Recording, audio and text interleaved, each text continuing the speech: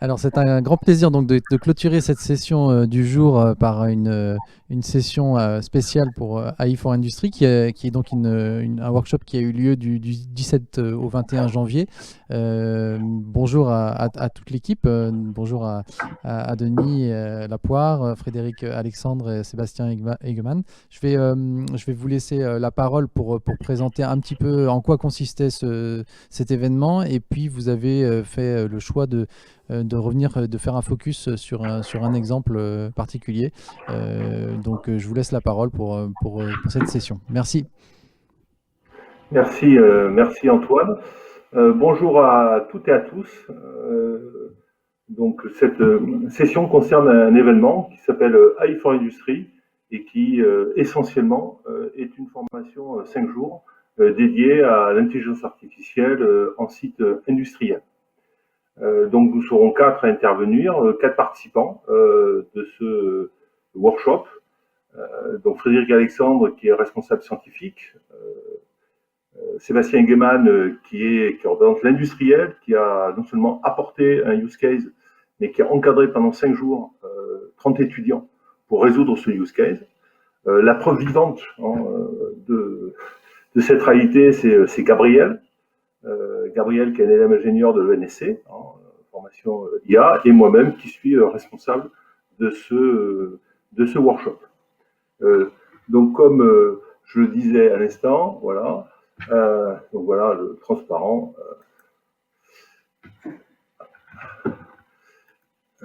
Donc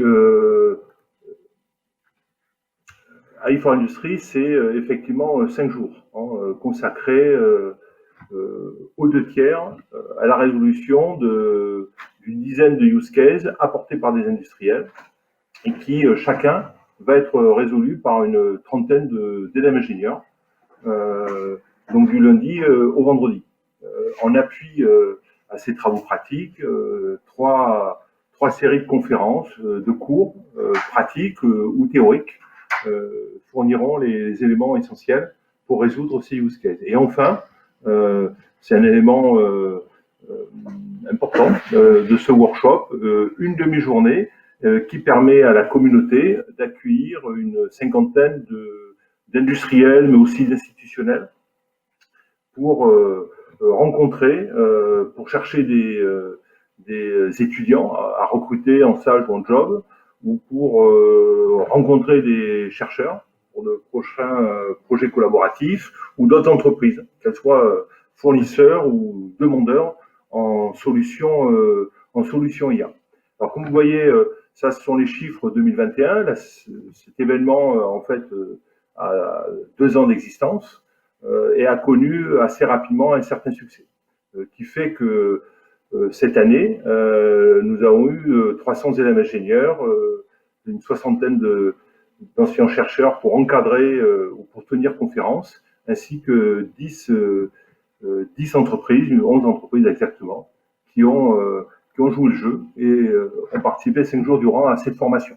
Le succès de cette formation, en fait, est lié à 2 faits principaux que connaissent en fait tous les enseignants, j'ai envie de dire en Nouvelle-Aquitaine, mais aussi en France et dans le reste du monde, qui est une demande insistante d'élèves ingénieurs, d'étudiants, qui depuis une dizaine d'années demandent à leurs encadrants d'avoir davantage de formation en ligne.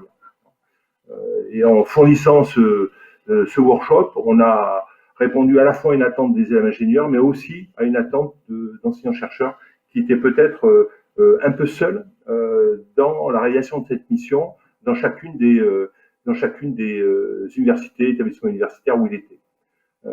Et enfin, alors ça c'est peut-être plus récent, beaucoup d'entreprises qui souhaitent monter rapidement en compétences.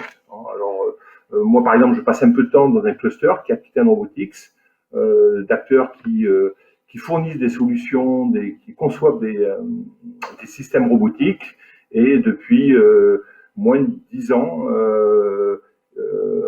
ils ont un besoin de monter en compétences en IA. Alors soit en compétences internes, soit bien sûr en acquérant et en passant des partenariats à d'autres entreprises.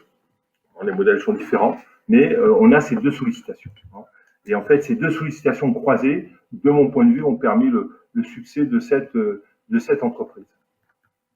Donc aujourd'hui, AI4Industries, c'est cette réalité, sept sites universitaires, et on s'est un peu, voilà, on est allé un peu au-delà de la Nouvelle-Aquitaine, on est allé à Perpignan en Occitanie, ou même à Rabat au Maroc, 6 établissements organisateurs qui donc je dois les citer, donc Aquitaine Robotics, hein, que je représente, Arts et Métiers, hein, qui fournit notamment toute la sélection la qualification des use cases, Bordeaux INP, que je représente quelque part aussi, CATI, qui fournit l'environnement, UNRIA, qui assure ce leadership scientifique, et enfin Université de Bordeaux, qui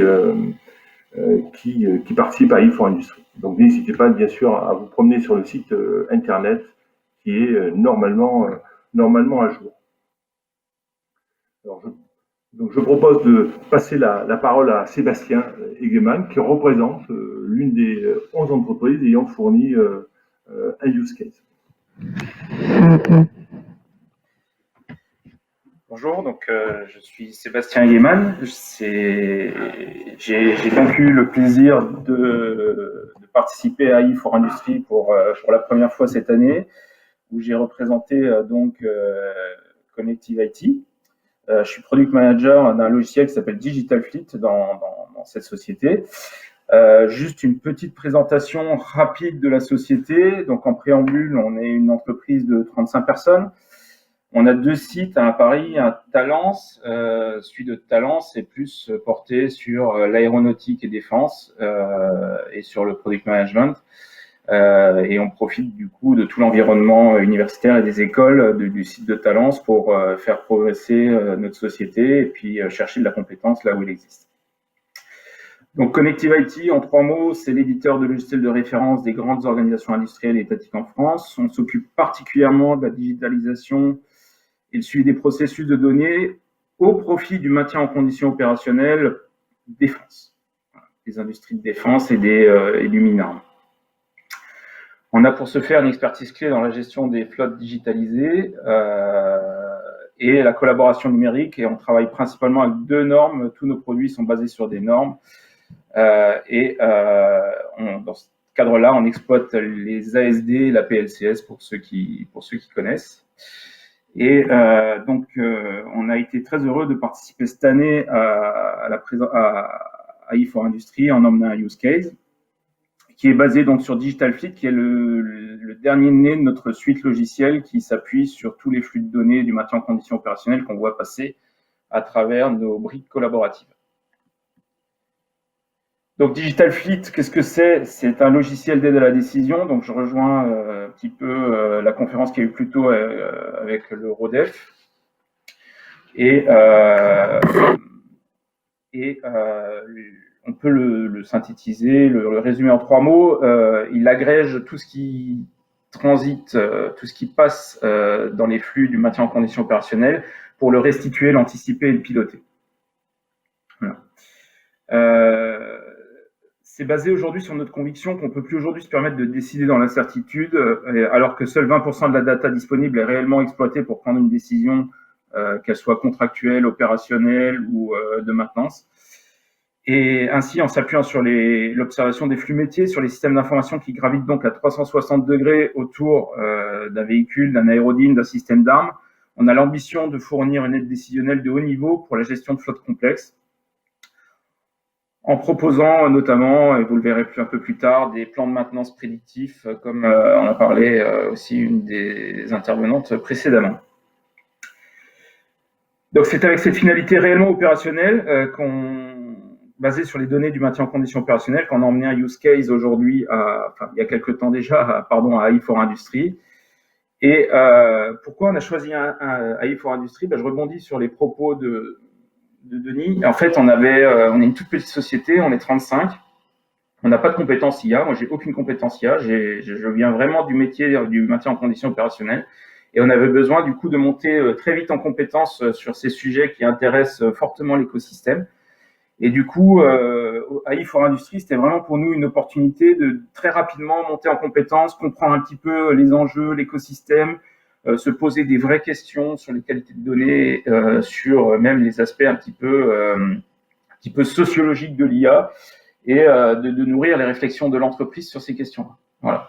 Donc, comme vous le voyez sur ma slide, le point d'entrée AI for Industry nous a donné accès à un panel d'entreprises, de développeurs, de doctorants, d'ingénieurs, d'élèves, d'entreprises, j'en passe les meilleurs, qui sont vraiment une force pour une force de frappe en termes d'IA considérable.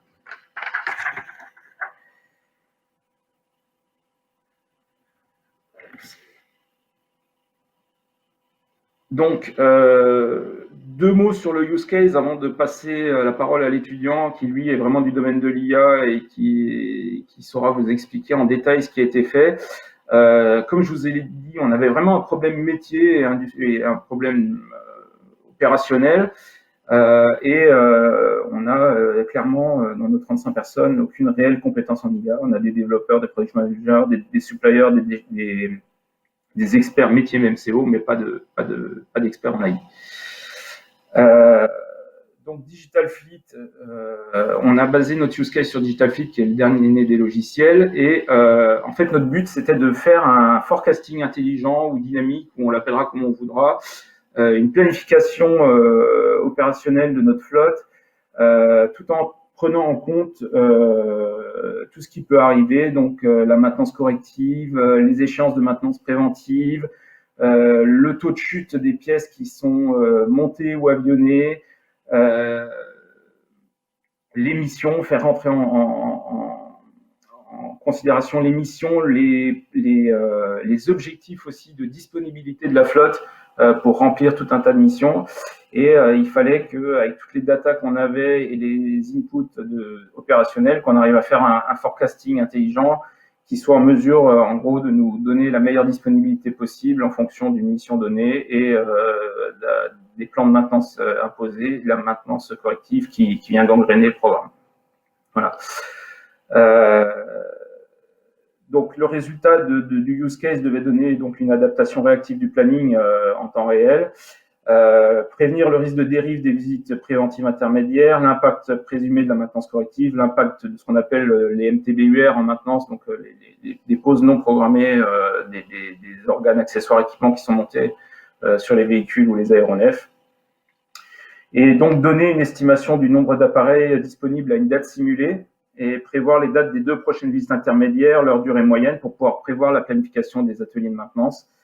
Et une comparaison, à la fin, on voulait une comparaison donc, entre un modèle théorique que nous, on a donné, une simulation dynamique que donc ont produit les étudiants et les enseignants-chercheurs.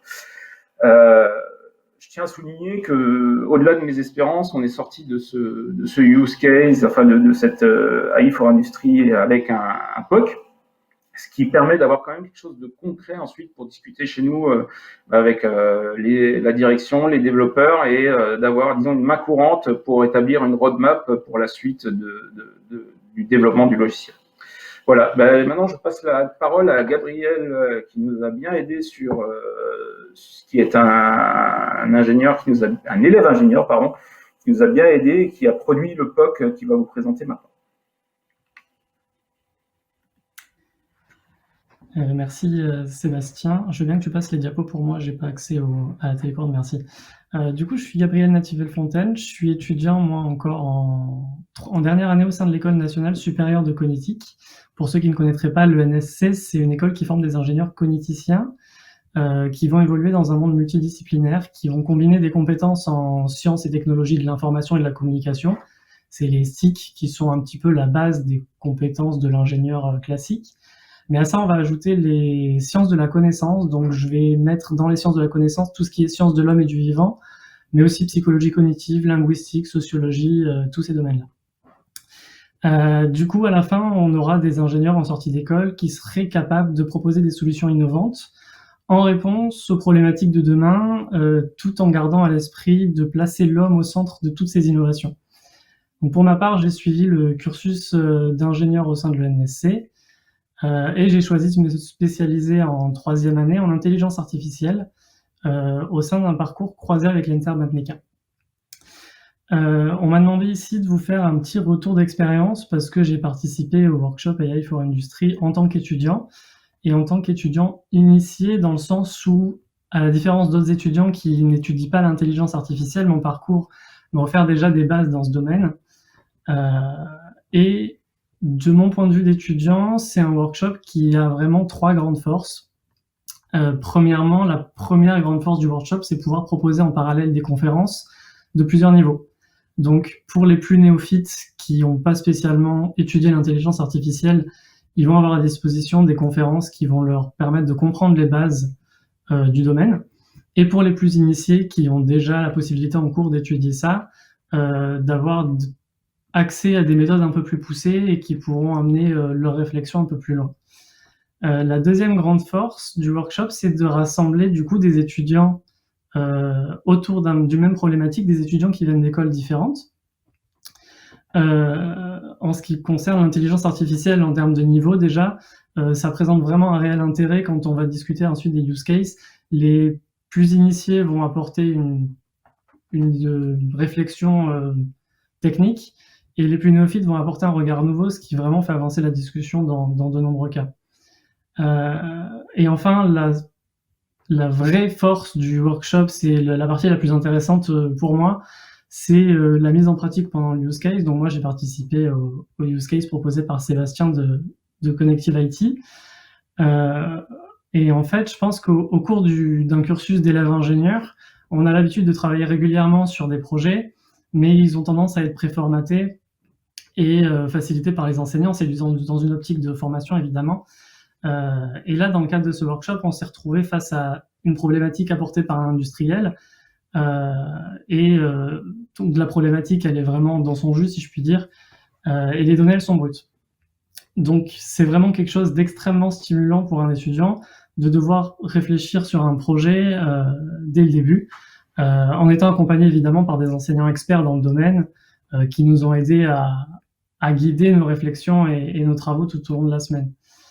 Donc dans le cadre de ce use case-là, Sébastien vous l'a présenté un petit peu, l'objectif c'était d'étudier la possible mise en place d'un système de forecasting intelligent dans l'optique de pouvoir essayer d'anticiper la disponibilité d'appareils au sein d'une flotte. Donc pour répondre à cette problématique, on avait besoin, d'après les données qu'on avait, de 3 éléments importants. Le premier, c'est la date de la prochaine maintenance préventive. Donc une maintenance préventive, c'est quelque chose de fixe qui dépend uniquement du nombre d'heures de vol d'un appareil. C'est fixe et donc techniquement, c'est assez facile à calculer quand on a le nombre d'heures de vol actuel d'un appareil. Par contre, il y avait 2 éléments qui dépendaient un peu plus du domaine de l'intelligence artificielle. C'était d'essayer de prévoir, premièrement, la date des prochaines maintenances correctives. Donc c'est des maintenances qui dépendent d'une panne d'un appareil. Donc, il y a une panne sur une pièce, il faut mettre l'appareil en maintenance. C'est quelque chose qui est plutôt du domaine de la maintenance prédictive, on va dire. Et enfin, la durée de maintenance d'un appareil, donc qui dépend en fait de la pièce qui va tomber en panne. Forcément, la durée de maintenance n'est pas la même. Donc, comme dans tout projet qui va impliquer de la data, la première étape pour nous, ça a été d'étudier les données.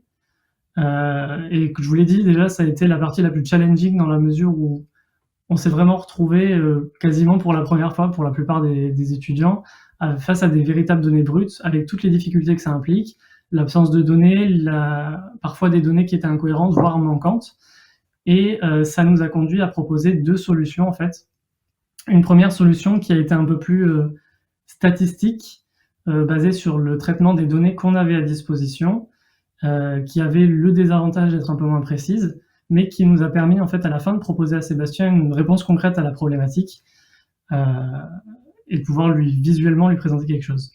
La seconde solution qu'on a présentée, c'est la solution un peu plus intelligente parce qu'elle utilise des méthodes un peu d'intelligence artificielle qui a été en fait, comme il nous manquait des données pour répondre précisément à la problématique, on a choisi, après discussion avec Sébastien, de générer des données dont on savait qu'ils pourraient avoir accès a posteriori. Donc on a choisi de générer de la donnée pour pouvoir proposer une solution un peu plus théorique mais plus précise qui pourrait montrer à Sébastien les données dont il aurait besoin en suivant. Enfin, en tant qu'étudiant à l'ENSC, pour certains d'entre nous, je voulais dire, on est formé à placer l'humain au centre de toutes les phases de conception d'un projet. Et donc, on a choisi en début de projet d'effectuer une très rapide analyse des activités. Alors, très rapide parce que en 4 demi-journées, c'est assez court de pouvoir travailler de manière très précise. Mais l'objectif, c'était d'essayer de comprendre les données dont l'opérateur qui utilise l'outil a besoin pour effectuer ces tâches et d'essayer de proposer une interface la plus proche possible la plus proche de ses besoins. Cette étape, elle a été également motivée par un désir de travailler sur les concepts d'interprétabilité et d'explicabilité. C'est des concepts dont vous avez déjà entendu parler dans la journée et qui commencent à devenir des pierres angulaires de la recherche en intelligence artificielle aujourd'hui. Ça s'est traduit par ce que vous voyez à l'écran. Donc, c'est une petite proof of concept qui reprend de manière générale les éléments qui étaient présents dans l'outil que nous a présenté Sébastien, mais qui propose de légères modifications, une visualisation différente en fonction de l'opérateur, de sa tâche, une organisation différente de ces éléments, et une vision des probables survenus des prochaines maintenances correctives en direct, en fonction des données reçues, selon l'une des deux méthodes dont je vous ai parlé juste avant. Voilà, ça conclut mon travail au cours de cette semaine qui a été assez enrichissante du point de vue d'un étudiant, que je conseille aux étudiants ainsi qu'aux entreprises qui voudraient y participer les années suivantes. Et je vais laisser la parole à Frédéric Alexandre qui conclura cette présentation. Oui, donc effectivement, je vais conclure sur le dernier slide, si Sébastien veut bien le pousser. Merci. Oui, en fait, le but, c'était de conclure sur le positionnement scientifique de AI for Industry, qui est vraiment très original et aussi très complémentaire par rapport à DataQuitaine, et c'est pour ça qu'on a souhaité vous le présenter. Alors d'abord, je pense un des points importants à indiquer, bien sûr, c'est qu'on n'est pas une conférence classique au sens où chacun vient pendant une journée présenter des résultats pointus, mais on est vraiment positionné sur l'aspect formation et sur l'aspect interaction entre des étudiants et puis une communauté d'industriels. L'autre point qui est important et qui est notable, finalement, c'est le pari qui a été fait de dire on va être capable de répondre à un ensemble de formations et un ensemble d'industriels qui nous avaient tous fait le même message. Et c'est ça vraiment l'origine avec Denis Lapoire quand on a décidé de lancer cette manifestation annuelle. L'origine, c'était de nombreuses licences ou masters ou de nombreuses industriels qui nous disaient finalement, nous, on n'est pas spécialiste en IA et on n'a pas forcément vocation à le devenir, mais en même temps, on voudrait comprendre très concrètement ce que c'est. Et finalement, le défi qu'on a voulu relever, c'était de prétendre que en une semaine de formation, c'est-à-dire 12 heures de cours et puis un peu plus de 20 heures de travaux pratiques, eh ben, c'était possible pour des étudiants qui n'étaient pas tous, comme Gabriel vient de l'indiquer, lui l'était, mais qui n'étaient pas tous préformés en IA, et aussi pour des industriels, comme c'était le cas pour Sébastien, qui n'avaient jamais eu de formation très précise et très concrète sur l'IA. C'était possible en une semaine de revenir avec une expérience précise. Et donc ça, c'est vraiment par l'originalité de la formation en définir une douzaine d'heures de cours qui permettent de donner les outils théoriques suffisants par rapport aux use cases qui ont été sélectionnés. Denis a ensuite mentionné la plateforme que nous fournit le CATI, donc qui donne à disposition à travers Internet un ensemble de notebooks Jupyter, un ensemble d'outils de type TensorFlow, etc., un ensemble de cœurs pour faire des calculs, donc sur lequel tous les groupes d'étudiants peuvent travailler. Donc il y a aussi des outils pour interagir à distance. Et finalement, la vraie originalité, c'est tous les après-midi, il y a les TP où on se retrouve pour, avec les étudiants, au fur et à mesure, découvrir le cas d'usage qu'il faut résoudre. Et là, j'ai trouvé que Gabriel donnait un témoignage qui était vraiment très, très clair de cette découverte. C'est de comprendre comment ça se passe dans la réalité. Donc, au-delà de ce qu'on leur apprend souvent en cours de manière probablement toujours un peu trop théorique ou artificielle, et ben de se rendre compte quand ils font face avec un industriel que parfois l'industriel a des données qui sont pas complètes ou qui ne sait pas répondre à toutes les questions ou qu'il n'a pas prévu tous les cas, etc. Donc vraiment de se trouver confronté à ce qui sera leur situation quand ils seront en exercice, et donc de comprendre qu'il faut aller dialoguer avec l'industriel, l'interviewer, essayer de négocier avec lui pour comprendre la situation et le problème qui est posé. Et c'est vraiment ça qui est intéressant, c'est de voir ces étudiants interagir entre eux, se mettre en groupe, se partager le travail, ceux qui vont parler avec l'industriel, ceux qui préparent les interfaces, ceux qui préparent les supports de compte rendu, etc. Et donc de voir justement comment en une semaine on est capable d'arriver à ce résultat. Et c'est vrai aussi pour l'expérience pour l'industriel, comme Sébastien nous l'a indiqué aussi, à savoir que à la fin, bien sûr, on ne prétend pas pour tous les use cases présentés qu'à la fin on leur donne une réponse. D'ailleurs, c'est pas le but du jeu, une réponse directement implémentable, exploitable aux questions qui ont été posées. Mais en tout cas, on leur donne un certain nombre d'heures de réflexion et d'analyse donc de type preuve de concept ou de type travail préalable, qui en tout cas leur permet de mieux comprendre et d'avoir aussi un compte rendu très très concret de ce que à quoi pourrait correspondre chez eux l'utilisation de techniques d'IA dans leur pratique. Donc voilà, donc tout ça pour dire que, comme c'était indiqué sur ce dernier slide, finalement ça c'est vraiment l'ADN de AI pour industrie. Donc si vous avez l'intérêt pour proposer un use case comme celui-là, ou si vous avez l'intérêt pour proposer un sujet de conférence, eh ben vous avez effectivement le panel d'élèves ingénieurs sur l'ensemble de la Nouvelle-Aquitaine et même un peu plus, qui serait à vos dispositions pour vous aider à explorer des use cases similaires. Et donc n'hésitez pas à prendre contact avec nous pour les sessions à venir. Et maintenant, on a encore un peu de temps, j'espère, pour répondre à d'éventuelles questions. Merci beaucoup pour cette présentation. Alors, j'ai eu la chance d'être invité au jury cette année et donc j'ai passé un peu plus de 2 heures, je crois, 3 heures même, à écouter des étudiants qui ont fait leur restitution et c'était passionnant. J'étais impressionné vraiment par le niveau d'AI4Industry. Donc, je vous invite effectivement en tant qu'entreprise. Je ne sais pas jusqu'à quelle date il faut candidater si jamais il y a une entreprise qui veut proposer des sujets. Mais en tout cas, n'hésitez pas à aller sur ai4industry.com, c'est ça? Je ne me trompe pas? .fr. Et en tout cas, je vous invite à vous rapprocher de Denis Lapoire et de son équipe et de toute l'équipe pour en discuter, puisque c'est un événement qui effectivement est complètement atypique. Enfin, en tout cas, c'est pas une conférence classique. Effectivement, il y a des workshops et ça, c'est très très intéressant. Voilà. Donc juste, je regarde s'il y a des questions. Alors, je vois pas de questions. Est-ce que vous vouliez rajouter un dernier élément, Denis? Peut-être un petit mot pour conclure?